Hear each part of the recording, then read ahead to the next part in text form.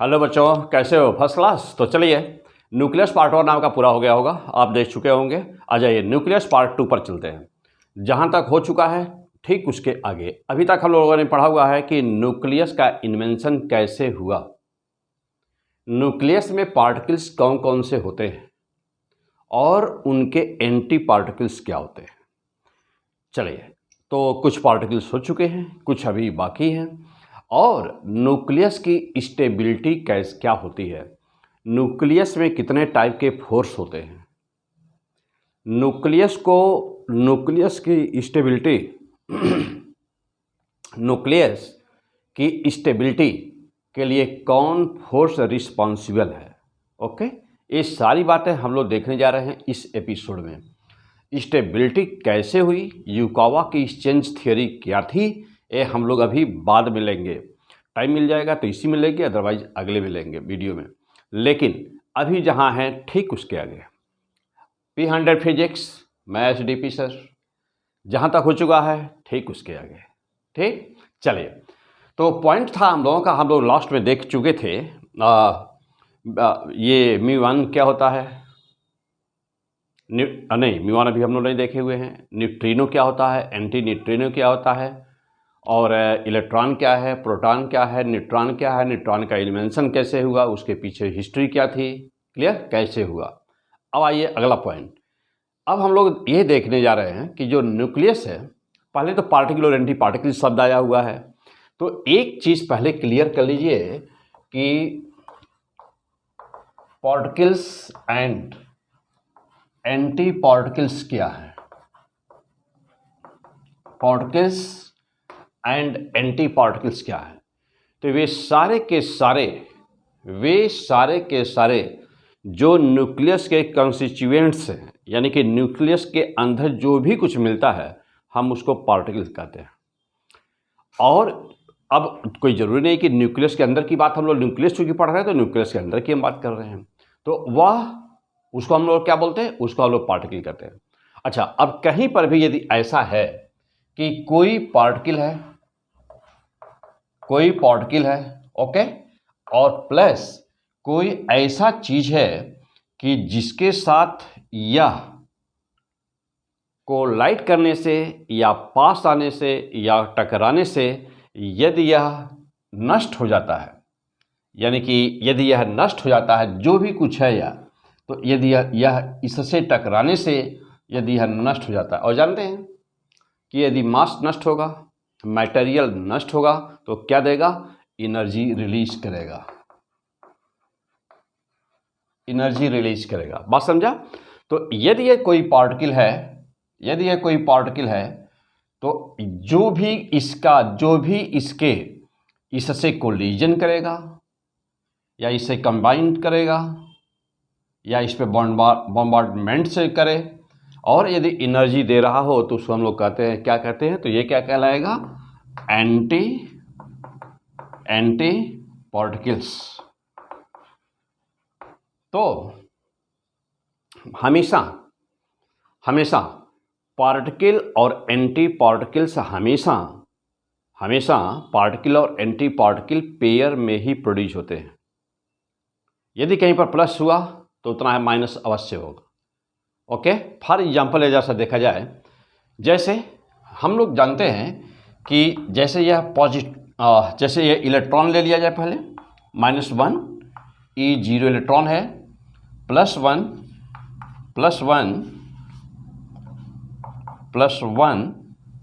E0 ए positron है, तो ये क्या है, इलेक्ट्रॉन। ये क्या है, पॉजिट्रॉन। इलेक्ट्रॉन और पॉजिट्रॉन जब दोनों मिलते हैं तो क्या बनाते हैं, 2 गामा रेज, यानी कि यह भी मास है, मटेरियलिस्टिक है, क्या मिला, एनर्जी। क्या मिला, उस लॉ को फॉलो करते हुए क्या मिला, एनर्जी। तो ये क्या है, ये पार्टिकल है, ये क्या है, एंटी पार्टिकल है, ये क्या है, ये एंटी पार्टिकल है। क्लियर? तो पार्टिकल और एंटी पार्टिकल हमेशा हर पार्टिकल का एंटी पार्टिकल होता है। हर पार्टिकल का एंटी पार्टिकल। अब इस लॉ को हम लोग कहते हैं, क्या बोलते हैं, इसको कहते हैं ना, इस लॉ को कहते हैं मास एनिहिलेशन प्रोसेस। क्या बोलते हैं इसको? मास एनिहिलेशन प्रोसेस बोलते हैं। मास एनिहिलेशन प्रोसेस का मतलब क्या हुआ कि जब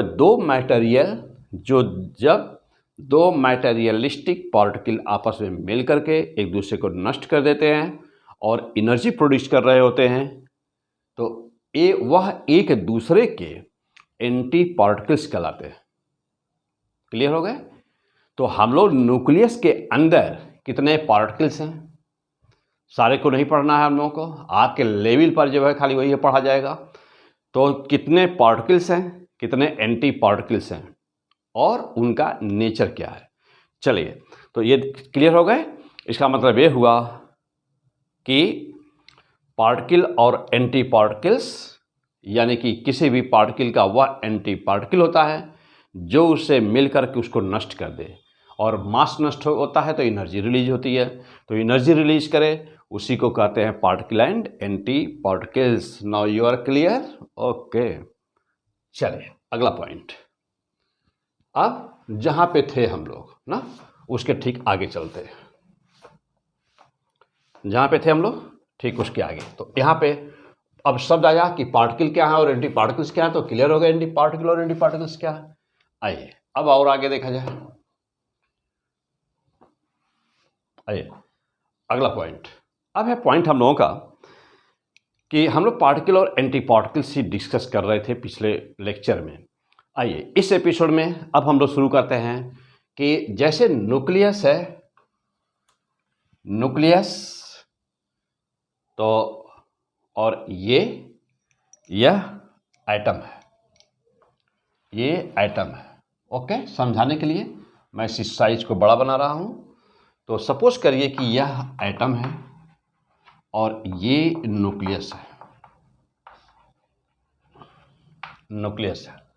सवाल ये हुआ कि जहां तक हो चुका है हम लोग पढ़ चुके हैं, ठीक उसके आगे अल्फा स्टैटिक एक्सपेरिमेंट्स रदरफोर्ड ने न्यूक्लियस का साइज का एस्टिमेशन कितना किया, वो कितना आया।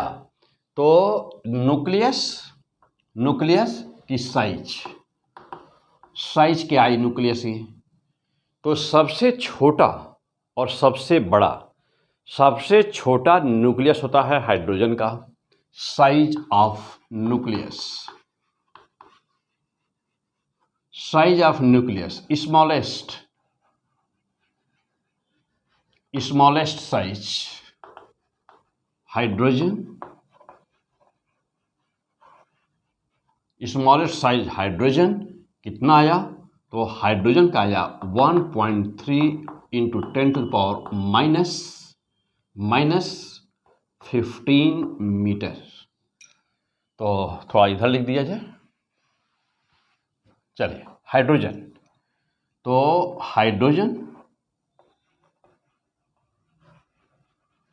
की साइज क्या आया, देखिए हाइड्रोजन, तो हाइड्रोजन का आया आर यानी radius 1.3 into 10 to the power -15 metre hydrogen. Okay, चले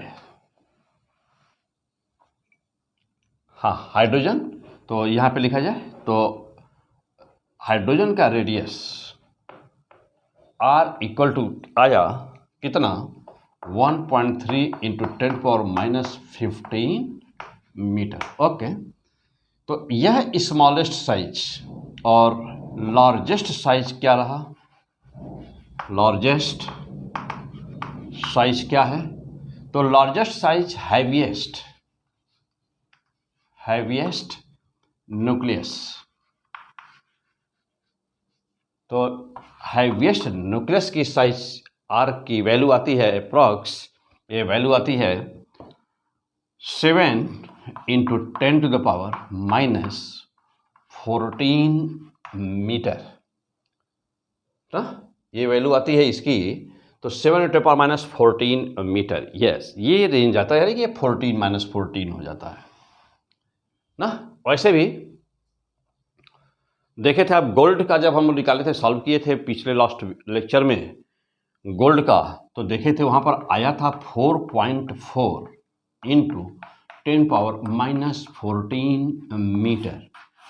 मीन्स कि this is the size of the nucleus. Radius जो आता है यानी कि 1.3 से लेकर के 1.3 इंटू 10⁻15 से लेकर के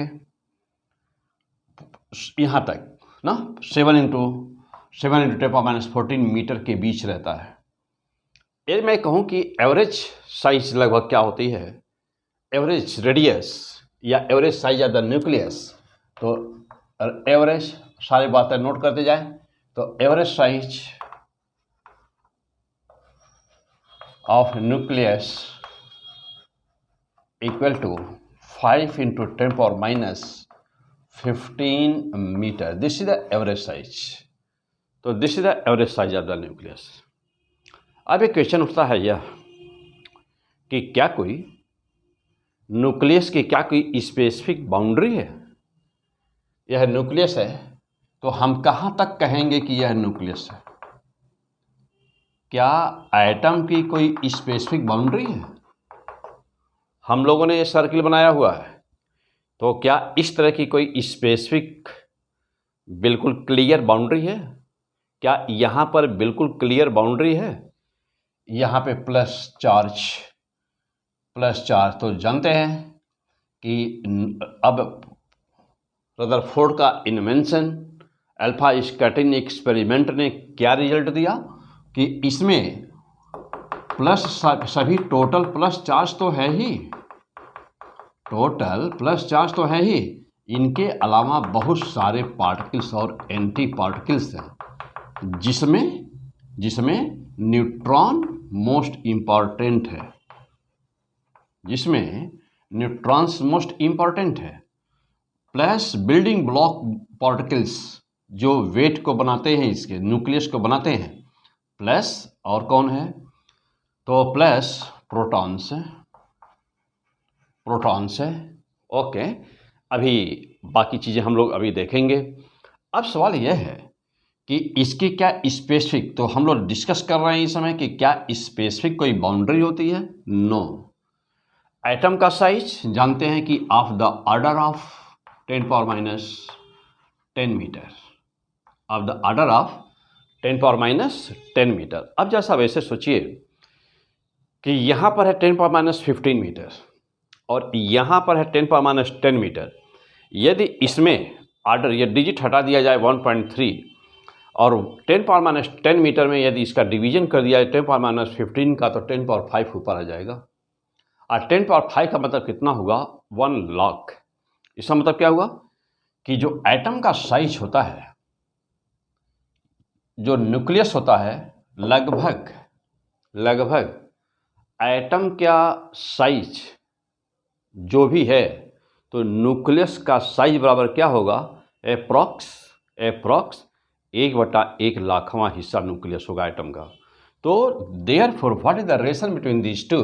तो साइज ऑफ एटम अपॉन क्या? साइज ऑफ न्यूक्लियस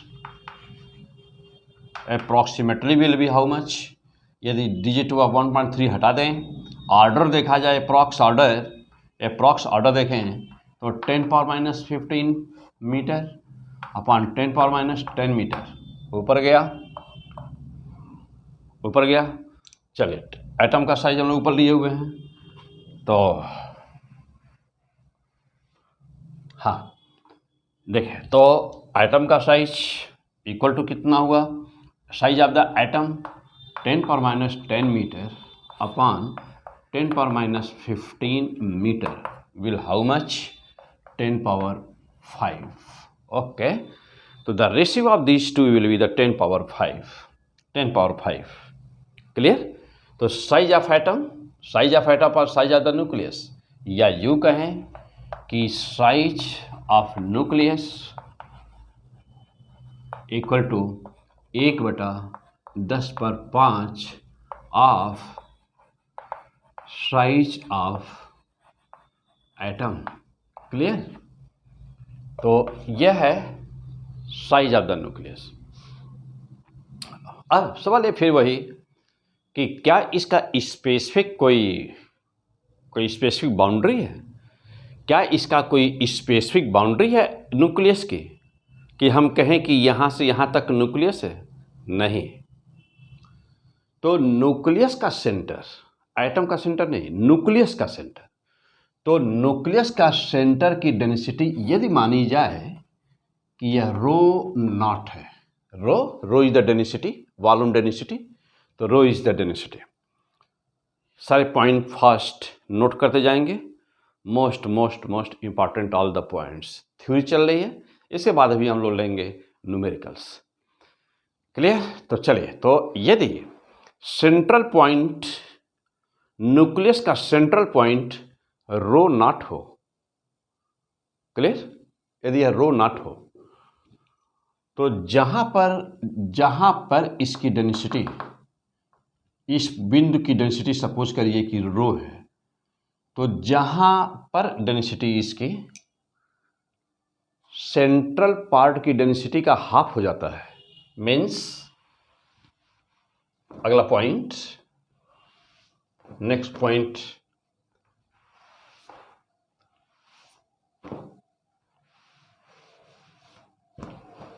सपोज करिए कि यह यहां पर डेंसिटी, हम साइज देख रहे हैं न्यूक्लियस की, तो जहां पर at the point where rho becomes rho naught upon 2, जहां पर डेंसिटी सेंटर, न्यूक्लियस के सेंटर की डेंसिटी का हाफ हो जाता है, जहां पर डेंसिटी न्यूक्लियस के सेंटर के डेंसिटी का हाफ हो जाता है, rho equal to rho naught by 2, that point is called boundary. That point is called boundary of nucleus, ना। तो उस पॉइंट को बाउंड्री ऑफ न्यूक्लियस कहते हैं। न्यूक्लियस वहां तक होता है, न्यूक्लियस एटम के साइज का 1/1000वां हिस्सा, पार्ट। क्लियर। चलिए, अब यहां से आगे बढ़ते हैं। इसका मतलब यह हुआ कि यहां पर न्यूक्लियस की कोई फिक्स बाउंड्री नहीं है ना, और डेंसिटी जैसे जैसे हम आगे बढ़ते हैं वैसे वैसे डेंसिटी घटती जाती है। डेंसिटी अप्रॉक्सीमेटली डेंसिटी को कांस्टेंट मानते हैं, तो न्यूक्लियस की डेंसिटी अभी ये निकाला जाएगा। तो न्यूक्लियस की डेंसिटी का आर्डर क्या होता है, तो डेंसिटी ना आर्डर होता है 10⁻17 किलोग्राम पर क्यूबिक मीटर। यानी क्या होता है डेंसिटी, 10⁻17 किलोग्राम पर cubic metre. This is the order of the density. Clear, this is the order of the density. अब ये जहां पर हाफ हो जाएगा उसी को बाउंड्री मानेंगे, तो उसको कहते हैं बाउंड्री ऑफ न्यूक्लियस। तो that is the boundary of nucleus. Clear हो गए। आ जाइए अब नाउ द क्वेश्चन कि एटॉमिक स्ट्रक्चर में जो पढ़ा जाएगा कि यह एटम की क्या कोई बाउंड्री होती है? नो, एटम की कोई बाउंड्री नहीं होती है। और जो इलेक्ट्रॉन्स है इसी न्यूक्लियस, जब यह बाउंड्री, देखिए बाउंड्री है ही नहीं, यहाँ जो हम लोग सर्किल बनाए हैं नहीं बना सकते, नो बाउंड्री, यह ऐसी है। This is the real structure of the nucleus. Positive concentrated, all charge of all positive charge concentrated at this point. Clear. और जैसे जैसे मानते हैं इसका यूनिफॉर्म ऑर्डर 10⁻17 किलोग्राम पर क्यूबिक मीटर, जैसे जैसे बढ़ते हैं हम आगे डेंसिटी डिक्रीज करते हैं, हाँ डिक्रीज करते हैं, जहाँ पे हाफ हो जाती है दैट इज द बाउंड्री। अब इसके चारों तरफ इलेक्ट्रॉन रिवॉल्व कर रहा होता है डिफरेंट ऑर्बिट्स में। और जानते हैं आप कि ऑर्बिट किसे कहते हैं? ऑर्बिट वह space, orbit that is the space around the nucleus, in which the probability of finding the electron is maximum। यानी कि न्यूक्लियस के चारों तरफ का वह फ्री स्पेस, वह स्पेस जिसमें इलेक्ट्रॉन चक्कर लगाता है, यानी कि जहाँ पर इलेक्ट्रॉन के पाए जाने की संभावना सबसे ज़्यादा होती है, तो उसी स्पेस को, यानी कि उस जगह को जहाँ इलेक्ट्रॉन ज़्यादा पाए जाने की संभावना है, उसी जगह को कहते हैं ऑर्बिट। अब आगे फिर ये ऑर्बिट सब ऑर्बिट में डिवाइड होगा, कैसे होगा, क्या होगा, वो बाद में देखा जाएगा। ओके, फिलहाल चलिए अभी तब आपको सिस्टमैटिक सब कुछ पढ़ते जाना है हम लोगों को। इसका मतलब ये हुआ कि जो हम लोग एटम की साइज ये बनाए हुए हैं सर्किल के रूप में, इसका मतलब कि ऐसा कुछ भी नहीं होता, मीन्स कि ऐसा कुछ भी फिक्स बाउंड्री नहीं होती एटम की। तो एटम की फिक्स बाउंड्री नहीं होती है ना, फिक्स बाउंड्री नहीं होती। इलेक्ट्रॉन्स इस फ्री स्पेस में ना कंटिन्यू रिवॉल्व कर रहा होता है around the positively charge nucleus. Clear? तो this is the boundary of the nucleus. What is the relation between the boundary of atom and the boundary of the nucleus? तो ये point था हम लोगों का। चलिए अभी यहाँ से और आगे बढ़ते हैं हम लोग। क्लियर? अब ये पॉइंट हम लोगों का कि जो, चलिए अब यहाँ पे थोड़ा सा और भी कुछ बातें देख लिया जाए। आइए कुछ और पॉइंट्स।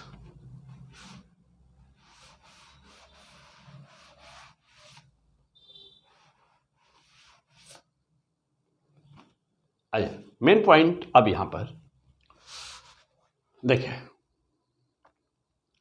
जो भी न्यूक्लियस के अंदर पार्टिकल्स पाए जाते हैं, तो जो भी न्यूक्लियस के अंदर पाए जाते हैं उनको क्या कहते हैं ना, तो कंबाइंड वे में हम लोग इनको कहते हैं न्यूक्लियॉन्स। यानी कि न्यूक्लियस के अंदर जो भी पाए जाते हैं पार्टिकल्स उनको कहते हैं न्यूक्लियॉन्स। चलिए तो न्यूक्लियस पे चलते हैं हम लोग। तो न्यूक्लियस के अंदर जो भी पार्टिकल्स पाए जाते हैं ना, उनको कहते हैं न्यूक्लियॉन्स।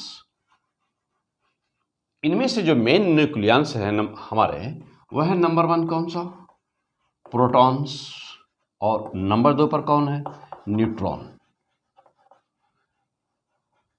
तो मैं पीछे वीडियो में बता चुका हूं कि प्रोटॉन न्यूट्रॉन का इन्वेंशन कैसे हुआ ना, ये सब मैं आपको पीछे बता चुका हूं। पीछे वाले नंबर, इसके पहले वाले न्यूक्लियस का जो नंबर 1 वीडियो है आप वहां पे पढ़ लेंगे डिटेल। क्लियर? चलिए तो इनको कंबाइंड वे में इनको न्यूक्लियॉन्स कहते हैं। ओके, अब क्वेश्चन ये उठता है कि इसमें यह इतना छोटा न्यूक्लियस की साइज है, मीन्स कि 1 मिलीमीटर साइज इसकी क्या है, 1 मिलीमीटर का 1,00,000वां हिस्सा किया जाए।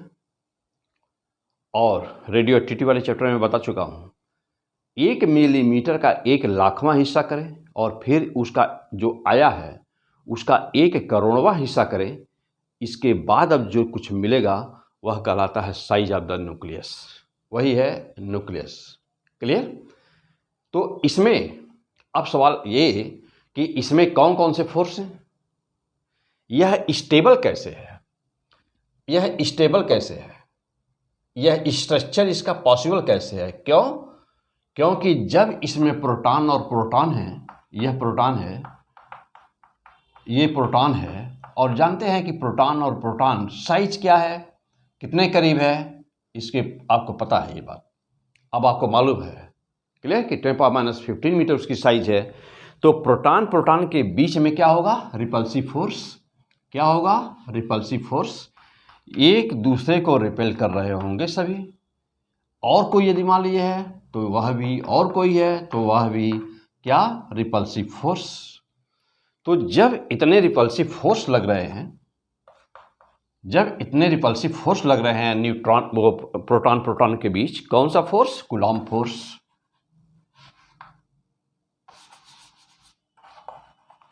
कूलॉम्ब फोर्स, और कितना, तो F = 1/4 पाई एप्सिलॉन नॉट ना, एप्सिलॉन नॉट के एयर में है तो 1 के का मान Q1 Q2 upon are square. तो जब इतना अधिक फोर्स लगा, देखिए आर का मान बहुत छोटा है, तो जब ये आर का मान बहुत छोटा होगा तो ये force so much Newton will be ना, तो बहुत ही अधिक होगा, बहुत ही अधिक होगा। तो ये एक लार्ज फोर्स लग रहा है, देखिए प्रोटॉन प्रोटॉन के बीच में एक लार्ज फोर्स लग रहा है। इसके बाद भी यह न्यूक्लियस स्टेबल है, स्टेबल, तो स्टेबल है न्यूक्लियस। तो न्यूक्लियस और स्टेबल, इसके बाद भी है इसके बाद भी न्यूक्लियस स्टेबल है। तो क्वेश्चन ये है कि how stability of the nucleus is possible, nucleus की स्टेबिलिटी पॉसिबल कैसे है, तो न्यूक्लियस की स्टेबिलिटी कैसे पॉसिबल है, क्लियर। आइए देखा जाए कैसे पॉसिबल है न्यूक्लियस की स्टेबिलिटी। तो यहाँ पर प्रोटॉन प्रोटॉन के बीच में सो मच फोर्स, एक लार्ज फोर्स लग रहा है, कूलॉम का फोर्स। तो हाउ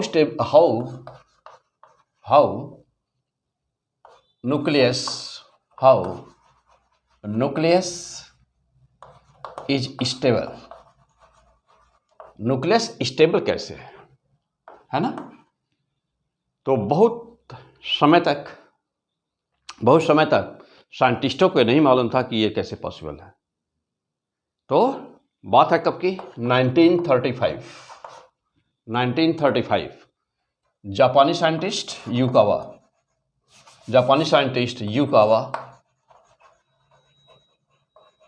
तो इन 1935 जापानी साइंटिस्ट युकावा ने एक थियोरी दिया। कौन सी थियोरी दिया, exchange theory of the force, exchange theory of force. तो एक थियोरी दिया exchange theory of the force, जो क्या कहता है, इस exchange theory of the force का जो मेन पॉइंट था वह यह कि यह जिसे हम प्रोटॉन यह कह रहे हैं और यह जिसे हम प्रोटॉन कह रहे हैं, यह प्रोटॉन इनके बीच में फोर्स लग रहा है। तो प्रोटॉन कभी प्रोटॉन के फॉर्म में रहता ही नहीं, प्रोटॉन कभी प्रोटॉन के फॉर्म में रहता नहीं, और न्यूट्रॉन जो न्यूक्लियन से मेन प्रोटॉन और ये न्यूट्रॉन्स, तो प्रोटॉन कभी प्रोटॉन के फॉर्म में नहीं रहता, न्यूट्रॉन कभी न्यूट्रॉन के फॉर्म में नहीं रहता। ये दोनों एक दूसरे में क्या होते हैं, कन्वर्सिबल होते हैं। ये दोनों एक दूसरे में कन्वर्सिबल होते हैं, यानी कि यह प्रोटॉन न्यूट्रॉन में चेंज होता है और न्यूट्रॉन प्रोटॉन में कंटिन्यूअस, बहुत ही fast, very fast, neutron proton में और प्रोटॉन न्यूट्रॉन में बहुत ही फास्ट चेंज होते रहते हैं, बदलते रहते हैं। अभी हमने देखा कि ये प्रोटॉन है, तभी प्रोटॉन देख नहीं पाए कि न्यूट्रॉन बन गया, और न्यूट्रॉन देख नहीं पाए कि प्रोटॉन बन गया, प्रोटॉन नहीं देख पाए कि न्यूट्रॉन बन गया, न्यूट्रॉन नहीं देख पाए कि प्रोटॉन बन गया। यह इसके अंदर चल रहा होता है। इसका मतलब यह हुआ कि न्यूट्रॉन की लाइफ, जो मीन लाइफ होती है, that is very short. Proton की जो मीन लाइफ होती है inside the nucleus, that is very short.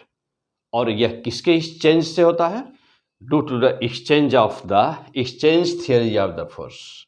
क्या कहता है कि प्रोटॉन कभी प्रोटॉन नहीं रहता, न्यूट्रॉन कभी न्यूट्रॉन नहीं रहता, न्यूट्रॉन प्रोटॉन में, प्रोटॉन न्यूट्रॉन में कंटिन्यू चेंज हो रहे होते हैं। और किसके थ्रू चेंज हो रहे होते हैं, बाय द एक्सचेंज ना।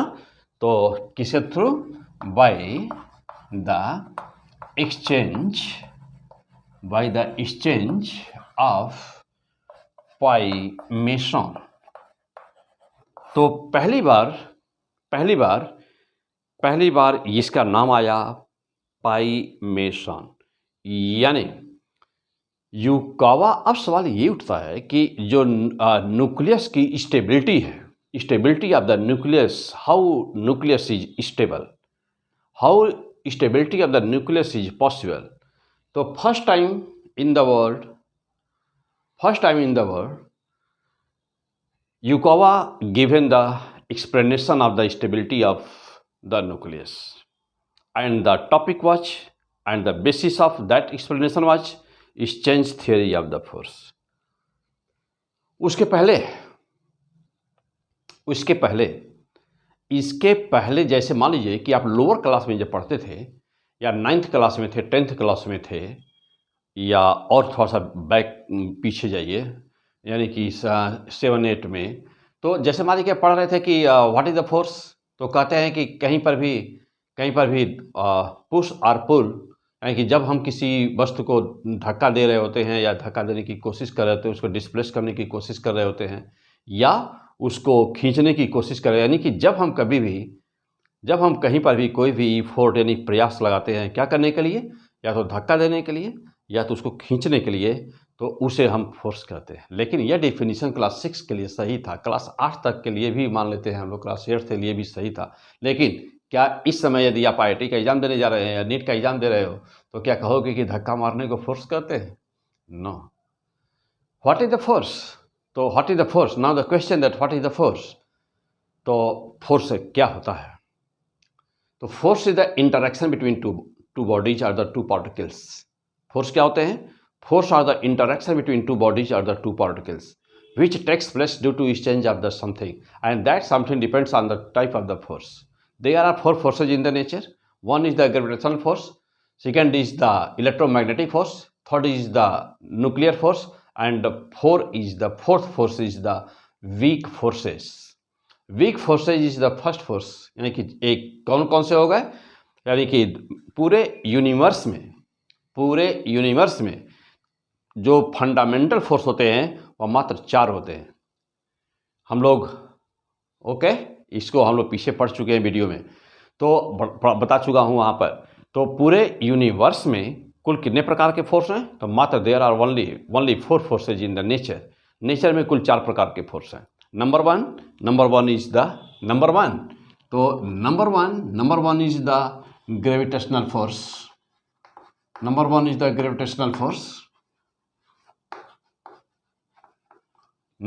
Gravitational force. नंबर 2 पर कौन है?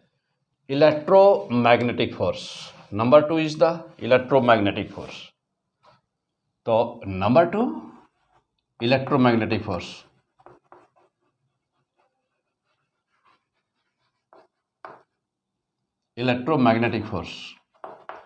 नंबर 3 कौन है? Nuclear force. और नंबर 4 पे कौन है? Weak forces.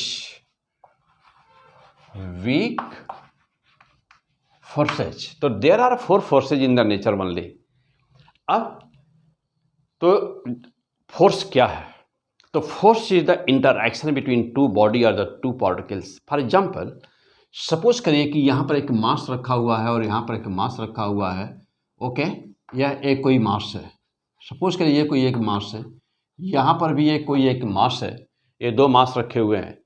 तो हम लोग जानते हैं कि gravitational force, Newton's law of the gravitation के अकॉर्डिंग हम लोग जानते हैं कि इनके बीच में फोर्स लगता है F बराबर G m1 m2/r²। फोर्स लगता है। सवाल यह है कि फोर्स लगा क्यों? अभी हम लोगों ने कूलॉम की बात किया है, तो कूलॉम्स लॉ में हम लोग जानते हैं कि यह कोई भी दो चार्ज हैं। जैसे मान लीजिए Q1 है और यह Q2 है, दोनों के बीच की डिस्टेंस है r। इनके बीच में फोर्स या तो अट्रैक्टिव होगा या तो रिपल्सिव होगा। जानते हैं कि फोर्स होता है 1/4πε0 Q1 Q2/r²। ये फोर्स होता है। तो ये तो आप क्लियर हैं कि हाँ ये फोर्स है, ये चार्ज है, यह भी चार्ज है, दोनों चार्ज के बीच फोर्स लगता है। सवाल यह कि फोर्स लगा क्यों? दो चार्ज के बीच फोर्स लगता है, लेकिन ये फोर्स लगा क्यों? तो माइंड, यहां पर फोर्स क्यों लगा? इसलिए कि यह चार्ज पार्टिकल जो Q1 है और यह चार्ज पार्टिकल जो Q2 है, तो इसमें से इसमें और इसमें से इसमें, यानी कि इसकी जो इलेक्ट्रिक फील्ड है और जो इलेक्ट्रिक फील्ड इसकी है, यह दोनों इलेक्ट्रिक फील्ड आपस में इंटरएक्ट करती है। जो केमिस्ट्री में कहते हैं रिएक्शन हो रहा है, तो फिजिक्स में यहाँ पर कहेंगे कि इंटरएक्शन हो रहा है। तो यहाँ पर क्या हो रहा है, दो फील्ड के बीच में यहाँ पर ना इंटरएक्शन हो रहा है। तो इनके बीच इंटरएक्शन हो रहा। अब इंटरएक्शन तब तक नहीं होता जब तक किसी चीज़ का एक्सचेंज नहीं होता। एक्सचेंज मीन्स की आदान प्रदान नहीं होता। तो यहाँ पर किसका आदान प्रदान हो रहा है, यह युकावा ने संभावना व्यक्त किया 1935 में पहली बार। नेचर में पहली बार जापानी साइंटिस्ट 1935 में युकावा ने इसकी संभावना व्यक्त किया कि वहाँ पर कुछ है, देयर आर समथिंग, बट यह नहीं क्लियर था वह कि यह पाई मेसन है। लेकिन संभावना प्रेडिक्शन कर दिया था पहले ही कि यहाँ पर कुछ न कुछ किसी न किसी चीज़ का प्रोटॉन और न्यूट्रॉन के बीच में, प्रोटॉन के बीच में, प्रोटॉन न्यूट्रॉन के बीच में, न्यूट्रॉन के बीच में कुछ न कुछ एक्सचेंज होता है। अब वो क्या एक्सचेंज होता है उसने प्रेडिक्शन कर दिया, जो आगे चल कर के बाद में जिसका एंडरसन ने कॉस्मिक रेज में जिसका इन्वेंशन किया। ओके, तो क्लियर हुए यहाँ पर। आ जाइए, तो न्यूक्लियस के अंदर प्रोटॉन के बीच यह फोर्स लग रहा है, ये फोर्स लग रहा है। और कैसे लग रहा है, तो रीजन आप समझ रहे हैं कि due to the exchange of something. And what is that something here, charge के बीच, दो चार्ज के बीच, तो दो चार्ज के बीच में किसका एक्सचेंज, फोटॉन्स का एक्सचेंज। तो दो चार्ज के बीच में हमेशा एक्सचेंज होता है फोटॉन्स का। तो यह फोटॉन का एक्सचेंज हो रहा है कहाँ पर, न्यूक्लियस के अंदर दो प्रोटॉन के बीच कूलॉम फोर्स लगने के लिए। क्लियर हो गए। यहां हमने एग्जांपल लिया था दो मास का, यह m1 है मास है, ये मास है m2। इन दोनों के बीच की डिस्टेंस है r, स्मॉल r। तो F equal to G m1 m2 upon r square. तो this is the gravitational force, this is the fundamental force, this is the fundamental force. दुनिया का सबसे वीकेस्ट फोर्स यही है ग्रेविटेशनल फोर्स। और strongest force of the nature यह है number 3 nuclear force, जो हम लोग डिस्कस कर रहे हैं। फिलहाल अब यहाँ पर तो शॉर्ट में मैं यहाँ पे बता दूँ क्योंकि ये इसका टॉपिक दूसरा है। तो ग्रेविटेशनल फोर्स में एक्सचेंज किसका हुआ, तो इसका जो जिस पार्टिकल का हुआ उसका नाम है ग्रेविटॉन्स। इलेक्ट्रोमैग्नेटिक फोर्स किसके एक्सचेंज से हुआ, तो देख रहे हैं एक्सचेंज पार्टिकल कौन सा है, फोटॉन्स। न्यूक्लियर फोर्स किसके द्वारा हो रहा है, तो देख रहे हैं पाई मेसन। और वीक फोर्स किसके द्वारा हो रहा है, तो देख रहे हैं बोसॉन। तो पाई मेसन, फोटॉन, ग्रेविटॉन्स, तो all these are the exchange particles.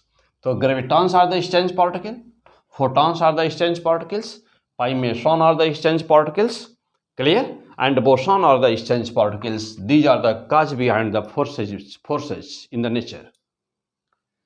Clear हो गए।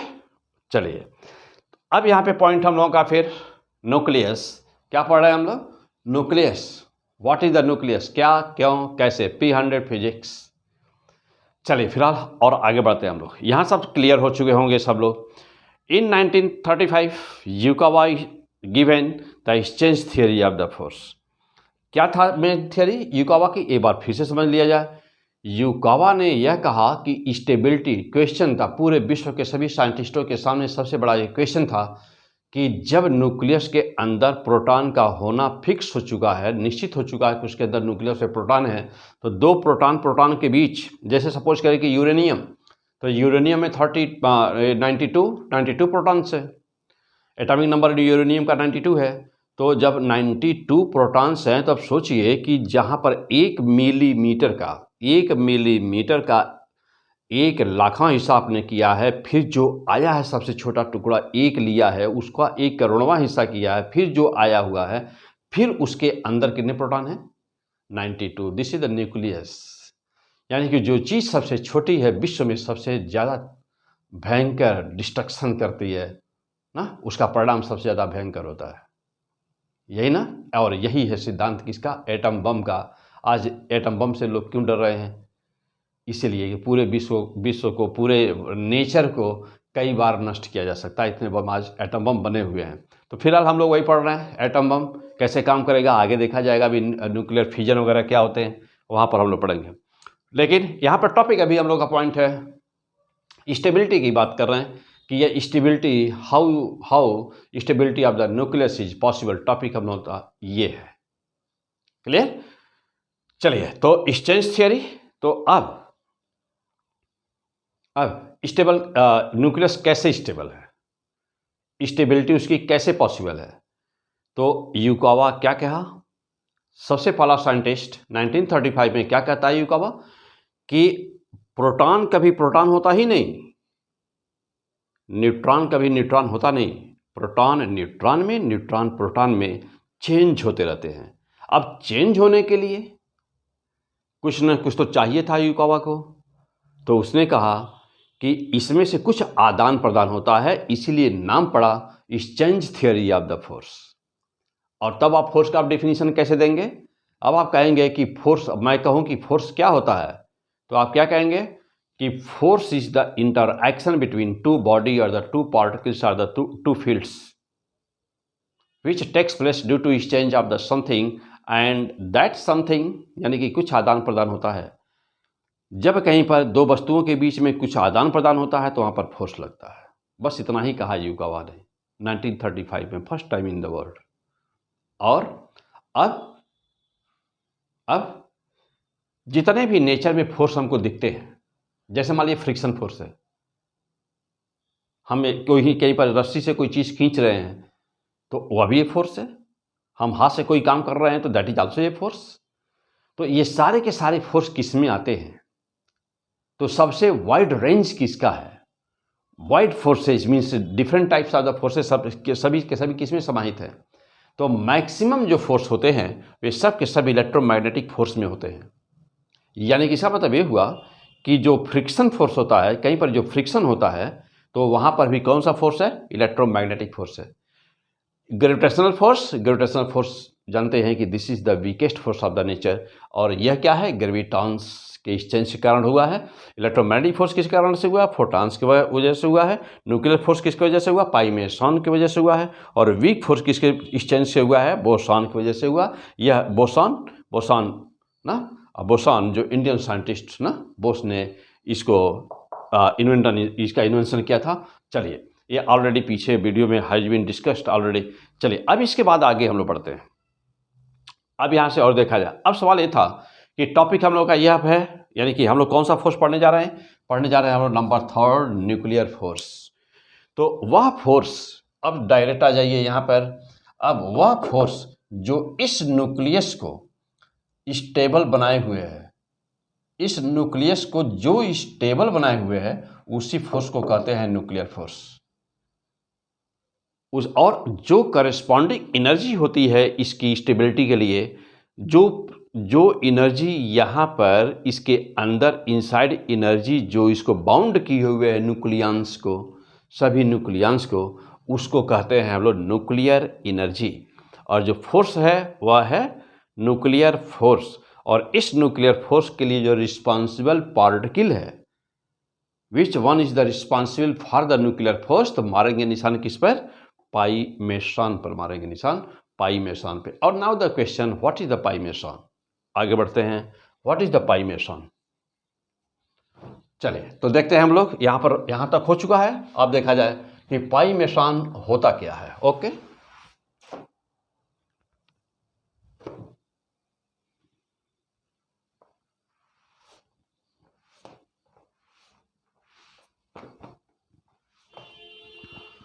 चलिए देखिए हम लोग पाई मेसन क्या होता है। तो पाई मेसन, जैसा कि बताया अभी आपको कि पाई मेसन की थ्योरी क्या थी, कैसे उसका इन्वेंशन हुआ। तो युकावा ने केवल प्रेडिक्शन किया, लेकिन उसका जो रियल ना 1935 में ही प्रेडिक्ट कर दिया गया था कि कुछ है वहाँ पर 1935 में। ओके, अब इसके बाद इसका रियल इन्वेंशन इसका कब हुआ, तो pi meson, right the point now, pi meson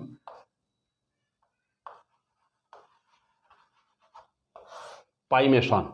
तो प्रेडिक्शन तो इजकवा ने 1935 में ही कर दिया था। प्रेडिक्शन बाय यूकावा इन 1935 में प्रेडिक्ट कर दिया गया था। बट रियल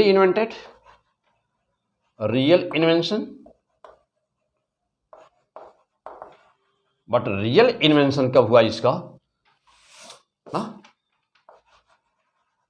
रियल इन्वेंशन कब हुआ इसका? तो रियल इन्वेंशन हुआ 1947। कौन किया? Anderson, scientist physicist Anderson. किसमें किया? इन कॉस्मिक रेज। इनमें किसमें किया? इन कॉस्मिक रेज में किया। ओके। और माइंड, यही जो पाई मेसन है ना, तो पाई मेसन्स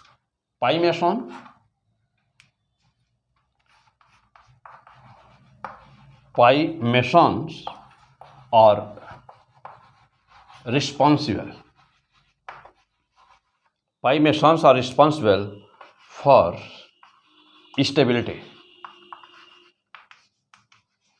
स्टेबिलिटी ऑफ न्यूक्लियस। तो यह पाई मेसन ही है जो स्टेबल है, जो रिस्पॉन्सिबल है स्टेबिलिटी ऑफ न्यूक्लियस के लिए। क्लियर? चलिए, now the types of the pi meson. तो right the point, types of the pi meson.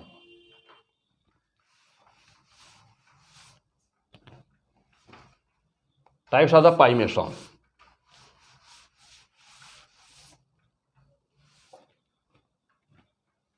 तो right the point, types of pi meson. तो there are 3 types of the pi meson. There are 3 types of pi meson. Pi meson 3 तरह के होते हैं। Number one positive pi meson, number 2 negative pi meson, and number 3 neutral pi meson. Pi not ऐसे लिखते हैं, neutral पाई meson. तो ये 3 तरह की पाई मेसन है। अब आइए, थोड़ा सा डाटा है कुछ यहाँ पर। पाई मेसन जो प्लस वाला है ना, तो मास ऑफ दिस, मास यानी कि m प्लस पाई मेसन क्या है? तो इसका मास होता है 274 ऑफ एम, यानी कि इलेक्ट्रॉन का जो मास होता है उसका 274 गुना मास होता है किसका? प्लस पाई मेसन का। अब 2 नंबर पे आ जाइए, तो लगभग इसका भी उतना ही होता है, और ना लगभग उतना ही होता है इसका भी मास उतना ही होता है, ना। एंटी पार्टिकल है दोनों एक दूसरे के, तो मास तो उतना ही होता है अप्रॉक्स। अच्छा, इसका लाइफ टाइम भी है। देखिए इसका लाइफ टाइम कितना होता है? तो इसका मीन्स कि मीन लाइफ टाइम, तो यहाँ पर लिख दीजिएगा कि मीन लाइफ टाइम होता है अप्रॉक्स 10⁻⁸ सेकेंड। तो माइंड, कीप इन माइंड कि यह पाई मेसन कितना देर तक रहेगा? तो पाई मेसन की एवरेज लाइफ ही देख रहे हैं कि कितनी है? 10⁻⁸ सेकेंड के लिए एग्जिस्ट करता है यह इनसाइड द न्यूक्लियस। और जो दूसरा वाला है उसका भी वही होगा, श्योरली वही होगा। क्लियर? अब जो न्यूट्रल पाई मेसन है, इसका जैसा देखिए, जो न्यूट्रल पाई मेसन है तो इसका लाइफ टाइम होता है, लाइफ टाइम इसका 10⁻⁻15 सेकेंड होता है इसका लाइफ टाइम। तो लाइफ टाइम इसका 10⁻⁻15 सेकेंड। ओके। हाँ, अब अगला अगला पॉइंट क्या कि ये पाई मेसन, देखिए न्यूट्रल पाई मेसन, तो न्यूट्रल पाई मेसन जब भी कभी ब्रेक करता है न्यूट्रल पाई मेसन, तो न्यूट्रल पाई मेसन की लाइफ टाइम, ये जो लाइफ टाइम हमने दिया है ना, ये इसका लाइफ टाइम है और मास अप्रॉक्सीमेटली इतना ही है ना, मास लगभग अप्रॉक्स इतना ही है, इसका मास होता है पाई मेसन का।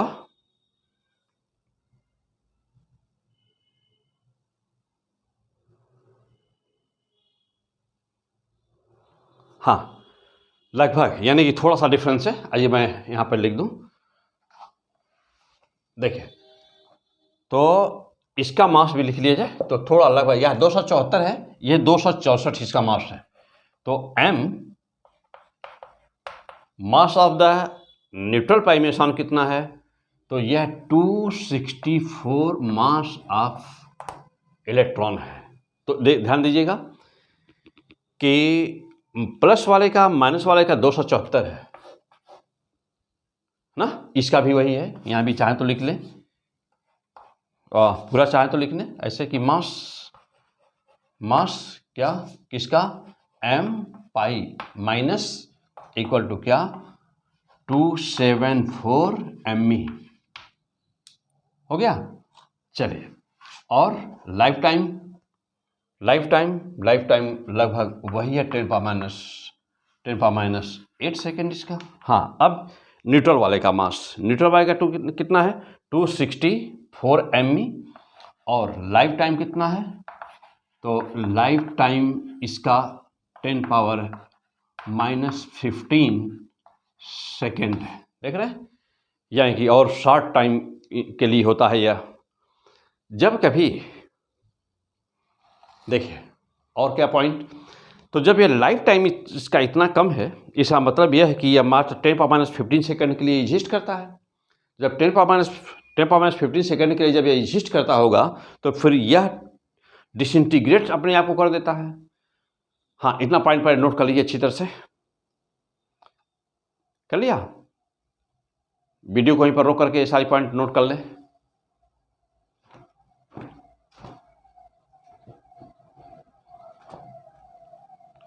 कर लिए, चलिए आइए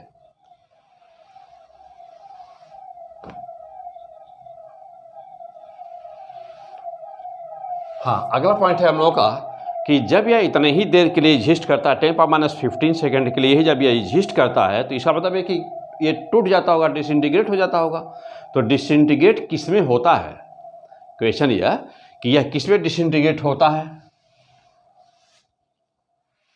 है ना, ये किस में डिसइंटीग्रेट होता है। तो चलिए अब जरा देखिए, तो ये जो न्यूट्रल पाई मेसन है यह डिसइंटीग्रेट करता अपने आप को, क्योंकि इसकी लाइफ टाइम देखिए 10 पावर माइनस 15 सेकेंड है। तो किस में डिसइंटीग्रेट करेगा, गामा प्लस गामा। तो जब यह डिसइंटीग्रेट करता है तो 2 गामा रेज प्रोड्यूस करता है। गामा क्यों, मेटेरियलिस्टिक पार्टिकल है, नष्ट होगा, इनहिलेट करेगा, तो क्या करेगा यह। अच्छा, अब सवाल यही हुआ, तो हमने अभी बोला एक वर्ड यूज किया, इनहिलेट करेगा, यानी कि एक दूसरे को नष्ट कर देते हैं। तो पार्टिकल और एंटी पार्टिकल 2 शब्द हैं यूज किया गया वीडियो में शुरू में ही। तो पार्टिकल्स और एंटी पार्टिकल्स कौन होते हैं, anti particles of any particles are those which can annihilate, which can totally destroy it to the other particle। यानी जैसे इलेक्ट्रॉन है, इलेक्ट्रॉन को डिस्ट्रॉय कौन करता है, यानी कि उसका एनिहिलेट कौन कर देता है, उसको नष्ट कौन कर देता है, पॉजिट्रॉन। तो इलेक्ट्रॉन और पॉजिट्रॉन एक दूसरे के क्या हुए, पार्टिकल्स, एंटी पार्टिकल्स। तो वैसा ही अब क्वेश्चन यहाँ पर हुआ कि अच्छा, और जब वो दोनों नष्ट होते हैं, इलेक्ट्रॉन और पॉजिट्रॉन, तो जानते हैं कि गामा रेज प्रोड्यूस होती है। अब तो क्वेश्चन अब ये हुआ कि तब यहाँ पर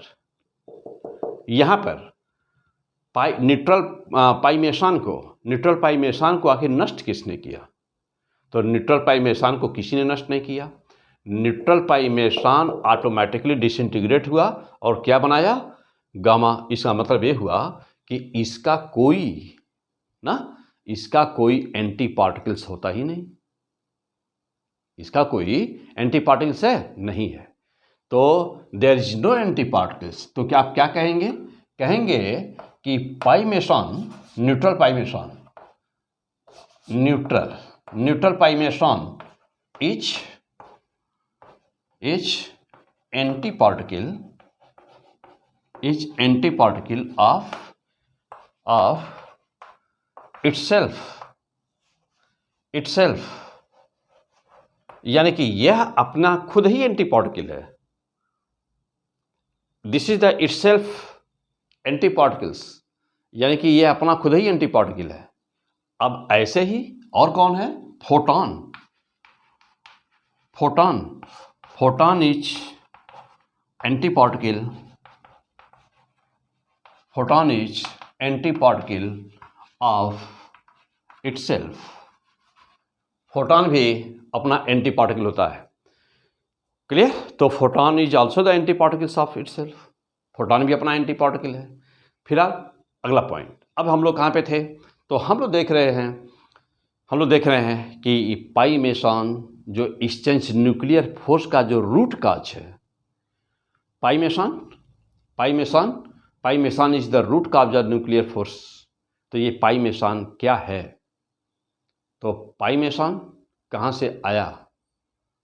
न्यूट्रॉन कभी न्यूट्रॉन नहीं होता, प्रोटॉन कभी प्रोटॉन नहीं होता। न्यूट्रॉन प्रोटॉन में, प्रोटॉन न्यूट्रॉन में, न्यूट्रॉन प्रोटॉन में, प्रोटॉन न्यूट्रॉन में एक्सचेंज होते रहते हैं। और किसके थ्रू? क्या रिलीज करते हैं अपने अंदर से? पाइमेशन। अब वो कैसे होते हैं ये हम लोग अभी आगे टॉपिक में लेंगे, स्टेबिलिटी ऑफ द न्यूक्लियस में देखा जाएगा, अभी डिटेल में देखा जाएगा। क्लियर? तो अभी हम लोग उसके स्ट्रक्चर को देख रहे हैं पहले, अभी स्टेबिलिटी हम बाद में लेते हैं। अभी कौन कौन से यहाँ पार्टिकल्स, एंटी पार्टिकल्स हैं, आइए अब इसके बाद थोड़ा सा पॉइंट हम लोग का है, मेन पॉइंट यहाँ पे। चलिए हाँ, आ जाइए कुछ और पॉइंट्स। यहाँ तक क्लियर हो गए सब लोग? चलो, क्या पढ़ रहे हैं? फिजिक्स। पढ़ाई हो रही है कि धुनाई? तो हम लोग धुनाई करते हैं, चाहे जो भी टॉपिक लेते हैं बेटा, तो हम लोग धुनाई करते हैं। P100 physics. ओके, आ जाओ।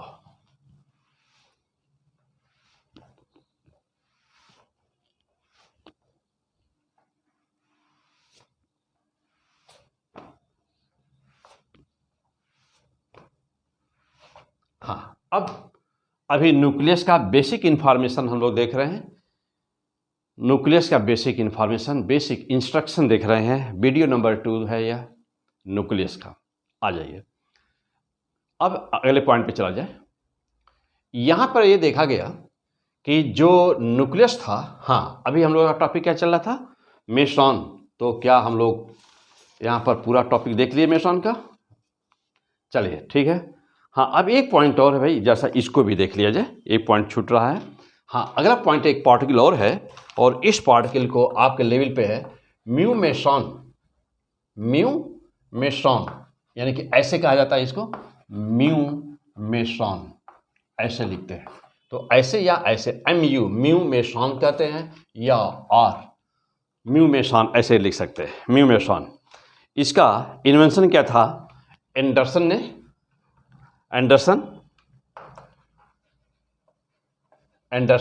एंड एक और साइंटिस्ट था, नेडरमियर नाम था उसका। एंडरसन एंड नेडरमियर इन कब किया था? तो इसका इन्वेंशन किया था 1936 में ना। तो यानी कि ये पहले ही इसका इन्वेंशन, रियल इन्वेंशन इसका पहले ही हो गया था, पहले यही हुआ था ना, कि म्यू मेसॉन यानी कि एंडरसन एंड नेडरमियर ने इसका इन्वेंशन किया था। और हाँ, और इसका मास क्या था? तो यह कितने टाइप का होता है? यह 2 टाइप का होता है, टाइप्स। तो there are 2 types, number 1, number 2। Number 1 में था म्यू पे ऐसे प्लस लगा दीजिए, और दूसरा था म्यू माइनस। क्या था? Mu meson. ये भी क्या था? मेसॉन। तो नेगेटिव नेगेटिव म्यूमेशन और पॉजिटिव म्यूमेशन। पॉजिटिव म्यूमेशन नेगेटिव 1 नहीं है ना, तो नेगेटिव म्यूमेशन और पॉजिटिव म्यूमेशन। ओके, चलिए अब जैसा यहाँ मास देख लिया जाए इनका, तो दोनों एक दूसरे के एंटी पार्टिकल्स हैं, तो इसका मास कितना है m म्यू प्लस इसका मास है, इलेक्ट्रॉन के मास का 207 गुना 207 ऑफ me, और इसका भी मास वही है 207 ऑफ me, इलेक्ट्रॉन के मास का सो मच। चलिए फिर से देखिए, म्यू मेसन या सिंबल इसका म्यू मेसन, इन्वेंटर कौन था, एंडरसन एंड नेडमियर। कब किया गया, 1936। टाइप्स कितने होते हैं, 2, so much and so much, एक है प्लस दूसरा है माइनस, यानी कि दोनों एक दूसरे के पार्टिकल और एंटी पार्टिकल्स हैं। क्लियर, चलिए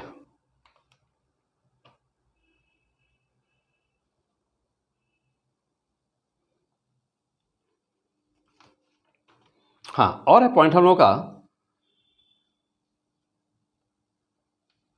हाँ और पॉइंट हम लोग का देखिए, तो हो गया यहाँ तक हम लोग का।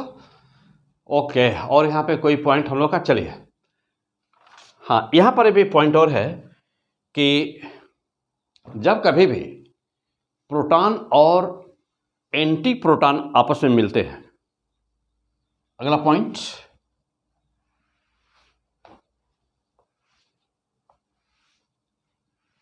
जब कभी भी प्रोटॉन और एंटी प्रोटॉन आपस में मिलते हैं, यानी कि जब एक प्रोटॉन एक दूसरे को नष्ट करते हैं, देखिए प्रोटॉन जानते हैं कि proton 1p1 plus p, okay, ये क्या है, ये है प्रोटॉन, और ये क्या है, एंटी प्रोटॉन।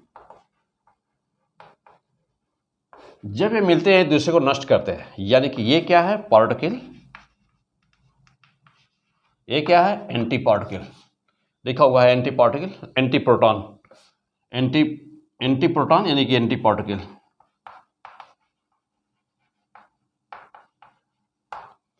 प्रोटॉन 1p1 और ऊपर यह बार लगा है माइनस, यानी कि एंटी प्रोटॉन है, एंटी पार्टिकल है।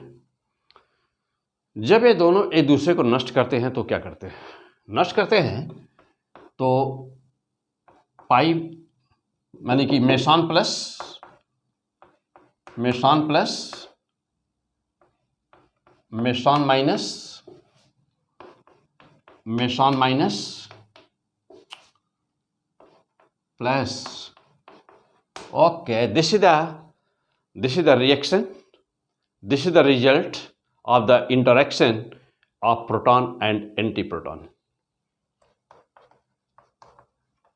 interaction of proton and antiproton क्या होता है, तो ये तो न्यूक्लियस के अंदर ये मेसन जो स्टेबिलिटी के लिए मस्ट है, जिससे न्यूक्लियस संभव है, इसी से पाई मेसन से ही न्यूक्लियस का स्ट्रक्चर पॉसिबल है, संभव है ना। तो वो कहाँ से प्रोड्यूस होता है, तो देख रहे हैं हम लोग कि कैसे प्रोड्यूस हो रहा है, कहाँ से प्रोड्यूस हो रहा है। यदि प्रोटॉन और एंटी प्रोटॉन मिल रहे हैं, देख रहे इतने मेसन प्रोड्यूस हो रहे हैं। Life time very short, 10⁻⁸ second, 10⁻15 second, इतने ही देर के लिए प्रोड्यूस होता है। तो यह न्यूक्लियस का structure that is the very very very very complex, इतना आसान नहीं है सब कुछ, लेकिन वह तो रिसर्च की बात हो गई। आप हम लोगों को रिसर्च नहीं करना है ना। तो structure of the nucleus is very very very complex till today, आज तक अभी तक बहुत ही कम्प्लेक्स है। और खासियत यह कि 1935 में जब न्यूक्लियर फोर्स का इन्वेंशन युकावा ने किया, जापानी साइंटिस्ट, तो वहीं से एटम बम बनाने की प्रक्रिया की शुरुआत हुई। बाद में स्ट्रॉसमैन एंड ऑटो हन नाम के साइंटिस्ट ने न्यूक्लियर फ्यूजन किया, लेकिन न्यूक्लियर फोर्स में इतना एनर्जी है, इन्वॉल्व है, ये कैसे पता चला? तो उसका जनक कहा जाए, फादर कहा जाए, तो वो था युकावा, जापानी साइंटिस्ट। और रिजल्ट देखिए कि पहला एटम बम किस पे गिराया गया? नागासाकी एंड हिरोशिमा यानी कि जापान पे ही गिरा। क्लियर? फिलहाल टॉपिक से हम लोग का है क्या? तो टॉपिक है हम लोग का यह, प्रोटॉन एंटी प्रोटॉन का इंटरएक्शन से कितने मेसॉन प्रोड्यूस होते हैं। तो ये हम लोग का टॉपिक था। चलिए, अब यहाँ पे अदर पॉइंट क्या है? तो अब यहाँ पे हम लोग के कुछ अदर पॉइंट्स हैं ना, और अदर पॉइंट हम लोग के अब ये हैं यहाँ पर कि न्यूक्लियस का रेडियस। तो थोड़ा पॉइंट यहाँ पे और देख लिया जाए कि रेडियस ऑफ द न्यूक्लियस,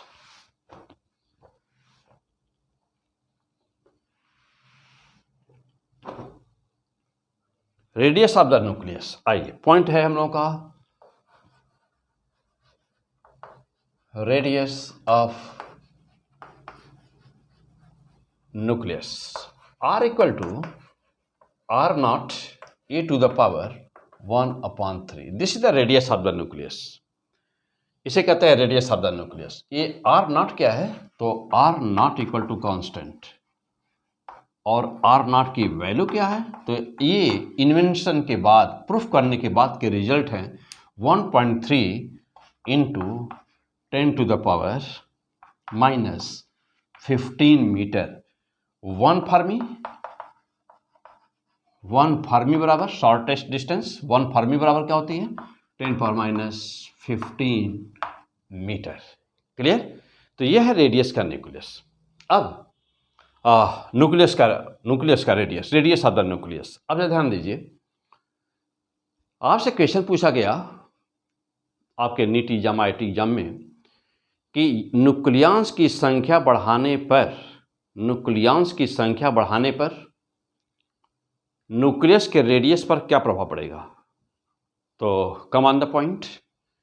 जानते हो कि डेंसिटी पर चला जाए पहले कि डेंसिटी पर क्या प्रभाव पड़ेगा। आइए, तो डेंसिटी ऑफ द न्यूक्लियस, हाँ, क्या पॉइंट हम लोग का? न्यूक्लियॉन्स की संख्या को यदि बढ़ा दिया जाए, न्यूक्लियॉन्स की संख्या यदि बढ़ाई जाए तो न्यूक्लियस की डेंसिटी पर क्या प्रभाव पड़ेगा? आइए, तो प्रूफ करके देख लिया जाए। तो डेंसिटी ऑफ न्यूक्लियस, जानते हैं कि कहीं पर भी डेंसिटी बराबर होता है total mass upon total volume. यदि इस फार्मूले को अप्लाई किया जाए तो टोटल मास कहीं पर भी जब आप किसी आइटम को लिखते हैं तो कैसे लिखते हैं? ZXA। इस A को क्या कहते हैं? मास नंबर, और Z को क्या कहते हैं? Atomic number. यानी हिंदी में कहा जाए कि Z को क्या कहेंगे? परमाणु क्रमांक, और मास नंबर को क्या कहेंगे? द्रव्यमान संख्या। तो यह क्या हुआ? द्रव्यमान संख्या। ये क्या है? परमाणु क्रमांक। चलिए, न्यूक्लियस, प्रोटॉन और न्यूट्रॉन का मास अप्रॉक्सीमेटली समान होता है। तो एक बार डाटा जैसा नोट कर लें इसका। मास ऑफ प्रोटॉन MP बराबर कितना होता है? 1.673 into 10 to the power -27 kg में। और यदि AMU में कहा जाए तो 1.007289 AMU होता है। और मास ऑफ न्यूट्रॉन कितना है? 1.6770 है यहाँ पर। 1.7 प्रोटॉन का कितना है? 1.6720। 1.67 माइंड हियर 1.6720 बेटा। हाँ यहाँ पे आ जाइए, तो 1.67 इसमें 3 होगा, 1.6743 इंटू 10⁻⁻27 kg हो गया। अच्छा, और AMU में 1.008665 AMU। ओके, तो this is the mass of the proton and mass of the neutron. यह मास ऑफ प्रोटॉन, यह मास ऑफ न्यूट्रॉन। सारे डाटा नोट कर लें, अच्छी तरह से याद है, द बेस्ट है। वैसे इस पे आएगा न्यूमेरिकल आपको सॉल्व करने के लिए, जो न्यूमेरिकल आएगा तो वहाँ पे वैल्यू दी हुई होगी। ये सारी चीज़ें रटने की नहीं होती हैं, इक्वेशन में दिया रहेगा, लेकिन एक बार देख लें, इसको नोट कर लें। हाँ चलिए, तो अप्रॉक्सीमेटली जब भी हमको कहीं पर मास लेना होता है तो इसीलिए न्यूट्रॉन और प्रोटॉन के मास आप देखते हैं कि लगभग बराबर है। देखिए एग्जैक्टली देखिए, यह है कितना 1.6720 और यहाँ पर 1.67। अब यहाँ देखिए 6767, यहाँ पर है 2 तो यहाँ पर है 4, थोड़ा सा डिफरेंस होता है बस। तो आप जब डेंसिटी निकालते हैं तो आप किसी एक का मास ले सकते हैं। तो और ये क्या बताता है, मास नंबर। या देखिए मास नंबर इन द्रव्यमान संख्या, तो यह जितने प्रोटॉन्स होते हैं, ध्यान रहे अच्छी तरह से, प्रोटॉन्स प्लस न्यूट्रॉन्स, यानी कि मास नंबर जो होता है वो प्रोटॉन की संख्या और न्यूट्रॉन की संख्या से सम के बराबर होता है, सम के बराबर होता है। बात समझा? जैसे फॉर एग्जाम्पल मान लीजिए लिखा हुआ बेरिलियम 4Be9 लिखा हुआ है। इसका मतलब क्या निकला कि 4 उसका Z4 है और 9 क्या है, 9 में प्रोटॉन प्लस न्यूट्रॉन है, यानी प्रोटॉन की संख्या Z के बराबर होगी। इसका मतलब ये हुआ कि यह संख्या कितनी है, यह संख्या 4 है, तो न्यूट्रॉन कितने हो गए, 5, तो 5 न्यूट्रॉन हो गए। तो किसी को देख करके आप बता सकते हैं, यदि आप जीरो फिजिक्स जानते हैं नो प्रॉब्लम, यदि इंडिया के टॉपर है नो प्रॉब्लम। क्यों, कहाँ पढ़ रहे हैं, P100 फिजिक्स। जीरो जानते हैं नो प्रॉब्लम, क्यों, क्योंकि ये एकदम जीरो लेवल से हम लोग शुरू करते हैं और जाते हैं उस लेवल पर जहाँ की आगे जानने की जरूरत नहीं, उसके आगे रिसर्च शुरू होता है, तो हम लोग उस लेवल तक पढ़ते हैं। क्लियर हो बेटा यहाँ पे? चलो आ जाओ। तो यदि किसी स्टूडेंट्स को मान लो कि द्रव्यमान संख्या क्या होती है, मास नंबर नहीं मालूम है, या परमाणु क्रमांक क्या होता है Z नहीं मालूम, तो परमाणु क्रमांक यानी कि एटॉमिक नंबर प्रोटॉन की संख्या के बराबर होता है। और मास नंबर जो ऊपर A लिखा हुआ है ना, ZXA जो था वो mass number means the total number, mass weight नहीं, भार नहीं, नंबर संख्या। तो टोटल संख्या, जैसे मान लो कि कहीं पर 5 प्रोटॉन हैं, 7 न्यूट्रॉन हैं, तो 5 + 7 यानी कि 12 क्या हुआ, मास नंबर है यह। इसे कहते हैं नंबर ऑफ न्यूक्लियंस। अब जा देखिए, तो टोटल मास कितना होगा, तो टोटल मास चाहे अब यहाँ पर Mn ले ले यानी कि न्यूट्रॉन ले ले, या चाहे प्रोटॉन ले ले। मान लीजिए Mp ले लिया हमने, और टोटल संख्या एक प्रोटॉन का इतना, तो टोटल प्रोटॉन के लगभग कितना मान ले, अप्रॉक्स A के बराबर हो गया अपॉन टोटल वॉल्यूम, और वॉल्यूम जाते ही हैं 4/3 πr³ होता है। अब वैल्यू पुट कर दीजिए, तो Mp अभी ऐसे रहने दें, A यहाँ हो गया अपॉन क्या, 4/3 है, 3 ऊपर चला जाएगा, और यहाँ पर 4π है, 4π ले लिया। r³ है ना, तो r³ जानते हैं, r बराबर कितना होता है, सामने है फार्मूला, r0 का स्क्वायर हो गया, तो r0 हो गया, और r0 देखिए r0 का क्यूब हो गया, और a का क्या हुआ, a पर 1/3 पहले से था, और अब पावर आ गया 3 से 3 कैंसिल हो गया। फाइनल रिजल्ट कितना मिला, तो Mp इंटू क्या, A इंटू 3 अपॉन कितना आया, 4πr0³। क्यों, नीचे A है और ऊपर A है, ये दोनों कैंसिल होंगे, तो चलिए यहाँ कैंसिल कर दिया जाएगा, यहीं कैंसिल कर दिया गया, ये दोनों कैंसिल हो जाएंगे, तो मिला कितना, 4πr0³, 4πr0³। ओके, तो डेंसिटी कितनी आई, फाइनल रिजल्ट कितना आया डेंसिटी का, चलिए आइए देखा जाए फाइनल रिजल्ट कितना मिला हम लोग को डेंसिटी का। तो फाइनल आंसर आया डेंसिटी का, रो बराबर कितना हुआ, तो रो बराबर आया Mp इंटू क्या, 3 MP कह दिया जाए, 3 MP इंटू, हाँ इंटू कुछ नहीं, 3 MP ही क्यों रहेगा, देखिए तो 3 MP या MP के स्थान पे MN भी लिख सकते हैं ना, 3MN याद रहे, अपान क्या यहाँ पे, एक मिनट, एक कट गया ना बेटा, ये हटा दीजिए यहाँ से,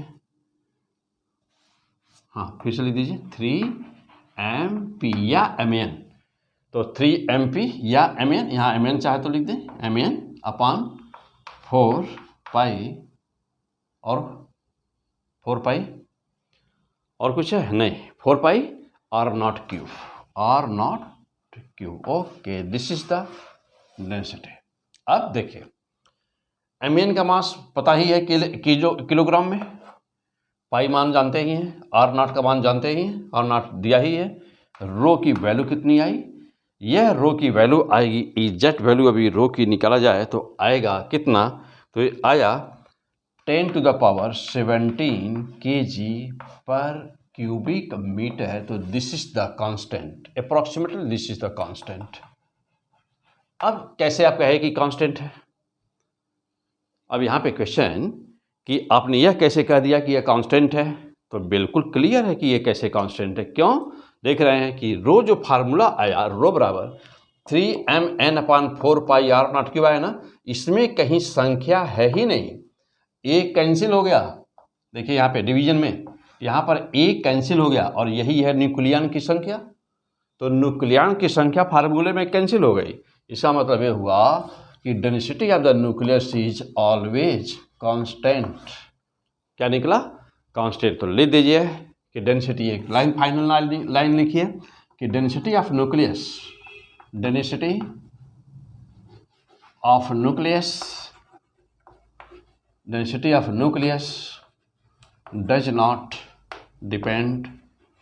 does not depends on the number of